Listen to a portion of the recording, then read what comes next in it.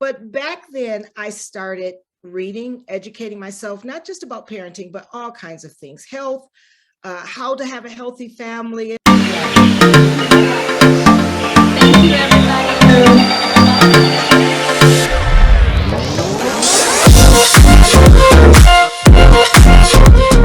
Welcome to the house. Today we have Sheila Sherman. She is an entrepreneur, she's a mentor, she's a coach, and she is a neuroencoder sister. I welcome her today because she provides clarity, she provides conviction and stability to help moms create a winning plan for success and harmony at work and at business. So, welcome to the house today, Sheila. Thank you for Thank being here. Thank you so much for having me, Paola. And I am so excited about this interview. This is one of my favorite topics. I have a lot of favorite topics, but this is definitely on the top of the scale because as a parent myself, a mom of 6, I just feel like I've learned a little bit over 31 years of parenting and counting, right? I think we're going on 32 years of parenting. And I totally have a heart for moms who are struggling or maybe struggling in one area or the other. I've had to juggle home-based business, kids, homeschooling, adult kids, a lot. So I love to talk about my experience and then also some areas that I've received training in order to help my parenting be even better. Awesome. So please share with us a little bit about your background. What do you do? How have you survived this 31 years of parenting? Absolutely, absolutely. So 31 years ago, I had my first child, my first son, and that is where the journey began. That is where I started saying to myself, how do I do this parenting thing? What is it that I would like to see and implement and pour out into my at that time just one son, but then it became 2 sons, and then it became a daughter, number 3, and then I had a set of twins, boy twins, so that put me up to 4 sons. And then my last one, 17-year-old, another son. So I have 5 sons. And so I'm like a boy mom, right? Although I have my daughter who is like a boy, basically. I mean, she's like, she had to hang with her brothers. So she's tough like the brothers. And, it is a really, really cool thing to have seen. But back then I started reading, educating myself, not just about parenting, but all kinds of things, health, how to have a healthy family. And so as parents, we want to juggle all those things. There's so much information, even more so now than 31 years ago when I first started. There's all this internet, there's so much, and you don't even know where to begin or where to start. And so my first advice would be, start with what you already know. You already know something because you were parented yourself. So you know what mistakes probably that your parents made that you don't want to repeat. That's how I started. There were health things that the way I grew up that I wanted to change in my own family. My mom was, not into the healthy diet because they weren't talking about healthy diets back then. They were talking about, I was born when like McDonald's was first starting out. Okay. It's just to date me a little bit. So I don't even think there was a McDonald's when I was born, but when I was growing up. And so I knew I didn't want to repeat that. The other thing is I knew what I wanted to implement, or what my mom had given me, was this unconditional love. And not just for me, but for my 5 siblings. And then my parents adopted. And so I have four adopted siblings. And I just saw her unconditional love and her generosity. And so that is something I said, that's the type of mom I want to be. So it's okay not to take everything from your parents, but you have to take the things that you say, hey, that resonates with me. That's how I want to be. That's the good parts. Not that our parents had bad parts, but some may have. It just is what it is. We have bad parts. We have some parts that my kids are like, no, mom, we're not doing it that way. And that's perfectly okay. So that's sort of my background as a parent. But then because I homeschooled, I was a stay-at-home mom, and I spent a lot of time educating myself as I was educating my kids. But then from there, after they started growing up, I started delving into other areas as they got older, and I started a home-based business, which was focused on health, because I'm really, really big on health and the health of the mind and the brain and the body and even our emotions. So I did that. And then with my 17-year-old, and we can get into it a little bit more later, but my 17-year-old started experiencing some depression. And I think that's so common right now, but even before COVID, he started experiencing some depression and anxiety and different things. So I decided to learn more about brain health and found the neural encoding program in order to help myself, my family, and then also others. In addition, there's brain health. I'm learning about brain health, become certified in that. And then I just started becoming certified in all kinds of things that just made sense to me. So that's sort of my background.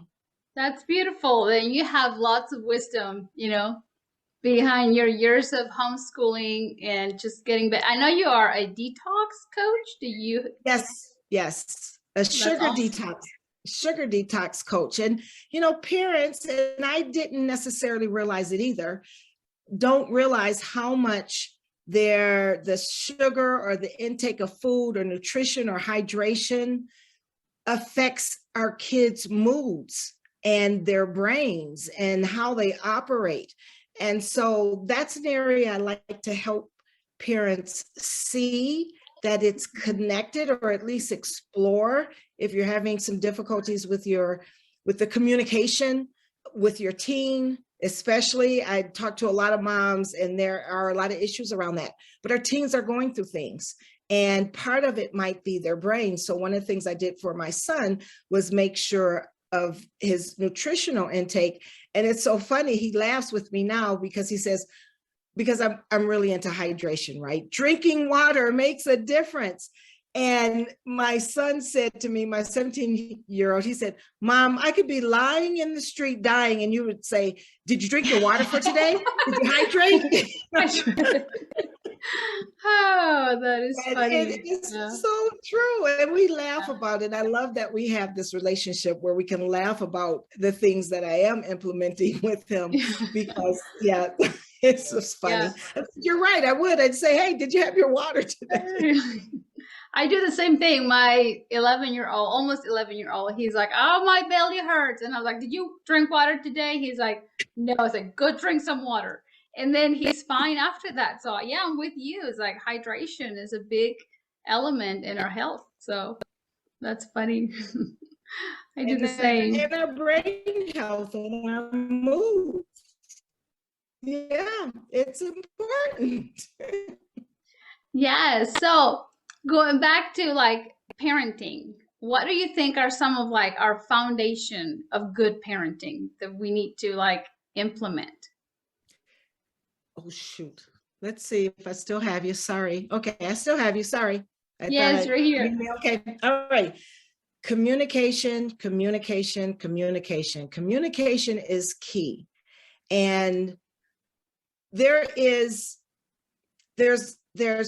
a few things about communication. One is be firm but kind.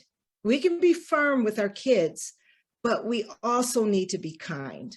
And so when we communicate with our kids in our words, of course, I think parents don't aim or set out to yell at their kids. I've done it. We've all done it, right? I've done it. I used to. I learned not to, or how not to, but it happens. And so that communication, being able to speak without yelling, being able to hear your children, hear what they have to say. You don't have to agree with them, but you don't really even have to say you don't agree with them always. But if you're guiding your children, we're guiding, right? If we look at our kids as we're in a relationship where we are mentoring, guiding, coaching, then that is a different mindset that we come at them. And so therefore, if we communicate in a way that we would want someone to communicate with us, it's just kind of like the golden rule. The golden rule is treat people as you would want to be treated. We should extend that to our children as well. And I'm not saying it's always easy, but it's a work in progress. You're a work in progress as a parent, and your children are definitely works in progress. So I think that might help bring the anxiety on the parents' part down a little bit when you have these little mindset areas where you say, hey, this is not an adult yet. This is someone that I'm helping to bring up. So communication, learning how to communicate, learning how your child communicates, and then also working on yourself. I really, truly believe that we all have stuff. We come to the table as parents with what I call stuff that's in our childhood, stuff, our own limiting beliefs, so many things. And if we can start working on ourselves as well and being able to hear our kids and then being able to, there's so many different communication skills. I won't get into that necessarily right now, but I like Dr. Amon's, if you guys know of Amen University, Dr. Amen says, be firm but kind. And if you could start out remembering that, but communication is necessary. That's beautiful. It's beautiful because whenever you said to implement the golden rule, somehow when it is about our children, we see the age difference. So it's a very beautiful awareness for us to be like, okay, our children also apply into the golden rule. And especially because their brain has not fully developed like ours, like it takes like 24 years for a woman and 28 years for a male brain to fully develop. So I love how you bring in that into the awareness. You gave me an aha moment, because there's still little humans that we need to implement the golden rule. And yeah, sometimes we just, we're stressed, things are happening, and sometimes we do yell, but working on ourselves, then we'll learn to stop, interrupt the pattern of stress, interrupt the pattern of anger, and be like, no, just let's focus and let's practice the golden rule with our little ones. So thank you for sharing that. Yes. As a parent, how do you nurture your children and guide them for them to desire a better future? That is a great question. And that comes with questions. When we start, and again, that goes back to communication. Yeah. I believe that when it's a better approach, rather than tell our kids how they need to be or what they need to do, ask them the questions to help them realize that they have aspirations, help them realize that they can achieve those things. But it's all about the questions. And again, my son and I joke. He goes, Mom, you're always asking me questions. He was like, I don't know the answers all the time. And I said, well, that's okay if you don't know the answers right now, but I am just curious. How do you feel about this? If for one thing, I'll like to give an example. My son, and this isn't necessarily for a better future, but I'm sure that especially moms of boys can relate. My son is a mess as far as his room is concerned, and clothes and etc. And he's basically decided that drawers are a hindrance, like your dresser drawers, they're a hindrance to him. He can find his clothes better if they're thrown all over the place. And rather than yell at him about that or get on him all the time about it, I ask questions. well, when do you think you'll get this up? When will you think I let him, I'm still firm, but I'm kind, right? Okay, your clothes have accumulated to a point of no return. So I would appreciate if you would organize it. And of course, he's like, well, why? It's my room, and what does it matter? And et cetera, et cetera. And I always go, right, that's a perspective. You have your perspective. And just because I'm your mom and what I'm wanting to do is to teach you to be better in the future in your own home, and you plan to have a wife, and I guarantee you she will not appreciate this. So when would you like to get this up? I love that. And he will say, okay, next week or Saturday or whatever. And I allow it. I'm asking the question to bring it out. It's just not even that major for me. But I do want to prepare him for his wife. She's going to be mad at me. So Oh, yes, that's beautiful though. When would you get this done? When would be a good time for you to get it done? So yeah, like, and you're giving them the choice. They are deciding when it's going to be done as you're guiding them, like, this needs to be done. exactly. So you could do that for their profession, their homework. I just ask them questions. How are you doing on your homework? Are you getting it all done? Do you need some help from me? How can I support you in this? I don't say, do your homework, do your homework, do your homework. Did you do your homework? I don't do that, right? So, and quite frankly, if he doesn't, then he has to suffer the consequences. And I allow that. Okay. When it comes to a time when they show their independence, like when they're 2, they say no, and they're showing already their independence. So as they get older, it gets a little bit more challenging as parents, because they might want to grow their hair longer. They might want to cut their hair at a certain style, or wear, dark clothes, or, different work styles, or maybe they want to dye their hair. How do you guide them? Like, how do you allow them to show their independence without implementing like the big no, you don't do it that way, it goes this way, because these are our family standards? Or how do we approach the independence at a teen age? So that is a tricky one. Definitely is a tricky one, because we want to nurture their independence, but at the same time, we as parents, we believe, and I believe too, that there should be certain standards, and every family is different.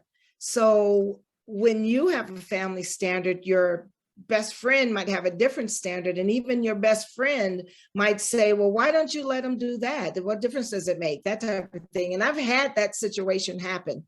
So first of all, be aware. So step one, be aware that your children are going to come to that stage. They might be 10 years old, they might be 11 years old, that stage is coming. When my son was 13, I said to him, you're coming into a stage where you're going to want to assert your independence.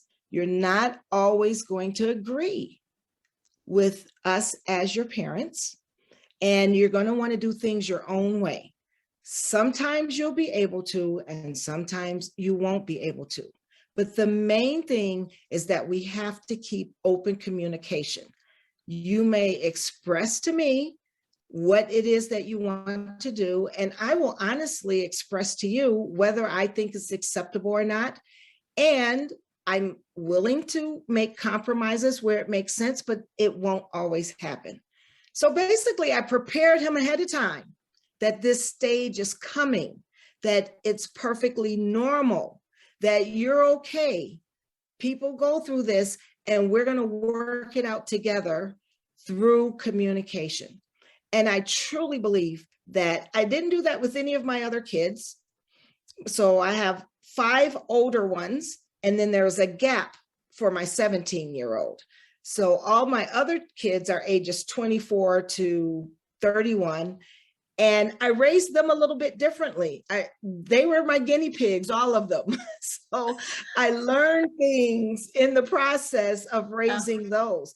But I didn't know to do that with the rest of them. And I really don't even know why I did it with this one. I think because he was communicating already very well with me. And I believe that that really helped him to just set the groundwork, right? To just set it. This is what's going to happen.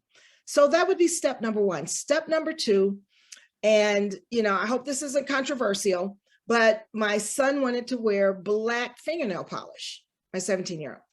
And so I'd said, okay. And it wasn't even really him that wanted to do it.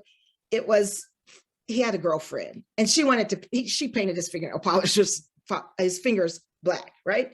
Fingernails. And so when I saw it, I said, well, I'm kind of not into that look. And we talked about it and we talked about it and we talked about it. And I said, okay, go ahead, wear it for a week. And then, we're just going to ask you to remove the fingernail polish, right? And the bottom line of the conversation was, I know, for me, was, son, I know you don't think it matters. I know you think you should be able to wear black fingernail polish if you want to. I can't even really give you a good reason of why I don't like it. Like nothing logical will make sense to you. I said, but now as a parent, this is what we're asking you to do. Even though it doesn't make sense to you, et cetera, you get a lot of leeway. Mind you, he got a lot of leeway on his style and his look. But we just, for our purposes, we just drew the line there. And he respected that. I gave him a chance to have it on. And then I said, but, it's a week and then it's gone, right? Mm-hmm. It's been no problem at all. No problem at all. Yeah, sometimes we go through those moments where it's like, okay, I don't, like you said, I can explain you why, but I don't think that's not the right thing. But yeah, and it wasn't right or wrong. I don't judge any team, a male team that has on black fingernail polish. I don't care. I don't judge them. There's no judgment. It was just a thing. And it wasn't even a big thing, right? He didn't make it a big thing. I didn't make it a big thing. It's just, you're going to have those moments where you feel a certain way and you're going to have to determine how to handle it. But because my son and I already had established a lot of communication, and also that I give in a lot. I give in with a lot of things because I'm like, okay, this is your style. It's okay. Mm-hmm. But then there are times when you're not going to want to. Yeah. Yeah. I agree with you. And we just have to, we have to no coming with a place from a judgment, but it's like, that's not going to fly. Right. And they know. So how can we nurture their self-esteem? Advising them to be more, to do more, to go for more without breaking their spirit. How can we encourage them that they are able to do more and be more without being harsh? Mm-hmm. Yes. And by without being harsh, I think you mean like a statement might be, you're better than this. You can do better than this. You're not living up to your potential. Those are all negative statements, right? And it's all judgmental statements. But here's something I actually just got finished looking at a study on growth, on mindset growth, right? On what's the word I'm trying to say? The growth mindset. That's what I'm trying to say. One of the things we don't do generally is we do not praise mistakes. But guess what? Mistakes is literally how our brains learn. If you are not challenged and make mistakes, then your learning in that area will not grow. In math or whatever, you need challenging situations. And in challenging situations, we're going to make mistakes. So it's one thing to say, oh, it's okay to make a mistake. It's another thing to say, that's awesome. You made a mistake here. And now you're going to, let's seek the solution. Let's do this together. I do a lot of let's do this together if they want togetherness. Sometimes they want to do it on their own, and that is perfectly fine. And actually, I prefer it. But sometimes you need to say, hey, I'm here with you. I'll do it with you. And so my son struggles with math, and teenagers, they beat themselves up a lot. Not just teenagers, little kids, they beat themselves up. And then they grow up to be adults who beat themselves up because they made a mistake, or parents that beat themselves up because they make a mistake. I want to tell all of you parents, guess what? You're going to make mistakes, period. You're going to make mistakes. So why not just look at them as a learning situation and how you're going to learn to do something better the next time and not beat yourself up. So how do you increase self-esteem? Let them know that it's not just okay to make mistakes. I encourage your mistakes in math. Now, obviously, there's certain areas we're not going to want to encourage mistakes in, right? But as far as them being able to achieve, guess what? You're not good at this yet, right? Not yet. But go ahead, do it. Make mistakes in your math, in your classes, in trying to figure out your study schedule, in trying to figure out when you're going to clean your room, in trying to figure out your personal hygiene, as long as it's not too bad. Let them make the mistakes, and then, but don't leave them there. Don't leave them stuck there. Encourage them. Now, let's seek the solution. Let's see how you can do better the next time. So my son started saying, because he was definitely a beat himself up kind of person. And then he started saying, well, there's always a lesson. Let me find the lesson. So he started looking for the lesson in areas of struggle or obstacles or mistakes. And that increases the self-esteem. Good. That is good. I agree with you. We have to bring that word failing, like make it part of our habit. Like, how did we fail today? How do we get better by failing? Yes. It's a learning experience. Yes. That's all it is. Don't be afraid of it. So, yeah. Yes, exactly. What has been your biggest challenge as a parent or as a coach? I would say my biggest challenge was my 17-year-old, and he went through a time of depression, as I mentioned before. And so it was interesting because, like I said, I had 5 in a group and then him. And it started because they started growing up and leaving the house and moving out. Well, for him, he felt abandoned. He felt like they didn't love him. He was very close to his siblings. He felt like they didn't care about him. He felt left behind. And I didn't realize that, even though he would tell me, Mom, they're all leaving me. And I would say, well, sure, that's how it works, right? You grow up and you leave. You grow cycle up and you of leave. life. It's a normal part, right?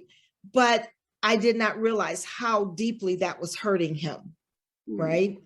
Yeah. So he was probably about 12, he was around 12, 13. And so he has been my biggest challenge. And so I've had to learn how to communicate with him differently. I've had to learn to listen to him, to hear him. I've had to get rid of my own stuff, right? I've had to learn to be flexible because he was going into a very dark place, right? So I had to learn how to nurture him, how to guide him, how to encourage him.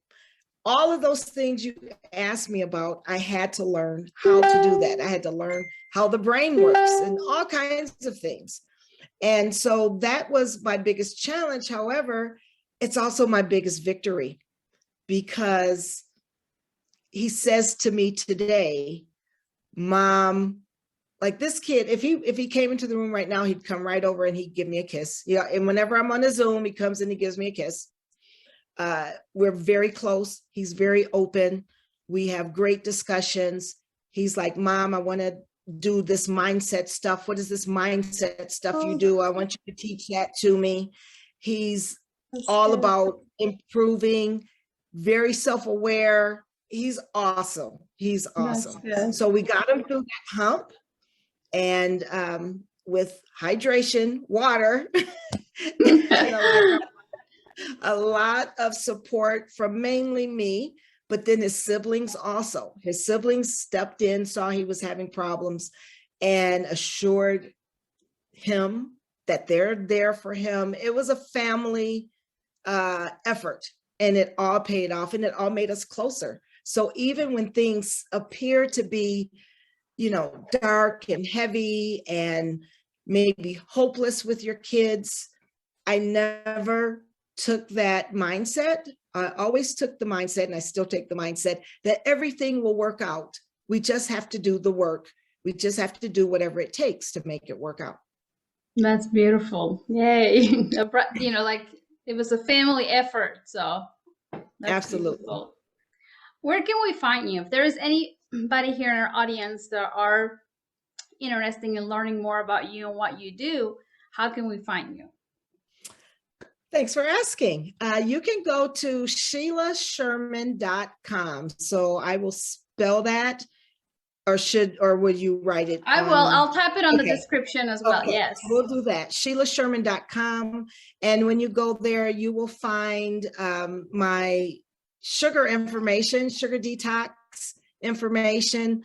And we help moms and parents and young people. My son was even inspired to get off of sugar to help his brain and to nurture his brain. And so it's some great information. We have that. I have a 30-day challenge you could become a part of. You will also see classes that are online that you can sign up for. So you'll see that there as well for parents and teens and that type of thing. And you can sign up for those. And some nutritional things, because nutrition is important too. So you'll see all those things on my website. Yay, good. I'm excited. I'm going to check it out. Before we go, I would like for you to share with us one of your core message for us to begin to create a brighter future. To create a brighter future. Well, okay, I have a saying that I say all the time. And it is never do guilt. Just never do guilt. You're going to make mistakes. You make mistakes. That's okay, as long as you move forward and you find the solution and you go forward with those mistakes, because guilt doesn't help anybody. It doesn't help you. It doesn't help your kids. It doesn't help to heap guilt on your kids. I really think that guilt is it's an emotion, but it is not conducive to growth. And it's all about growing in this journey as parents. It's about growth for your kids, and guilt will stump that growth. So I never do guilt. I encourage moms, don't do mommy guilt. Dads, don't do daddy guilt. But that doesn't mean don't change. It just means find the solution and move forward without the guilt. I love it. Yes, no guilt, because that sometimes it's just automatic, right? You're like, it's like you feel that guilt, and you have to learn from it and move on. Let it go. That's beautiful. Yes, let it go. Thank you so much for being here. I hope you all are finding, like a word, a phrase, an aha moment, an idea that you can implement into your life to just create a brighter future, to grow, to change our fixed mindset to a growth mindset, to let go of our guilt, to learn to let go of our guilt. Thank you so much, everybody, for being here. Blessings to you all. Sheila, high five. Yay, high five. You do a slow high five. Thank you so much for having me. I had a great time. Thank you so much. Thank you.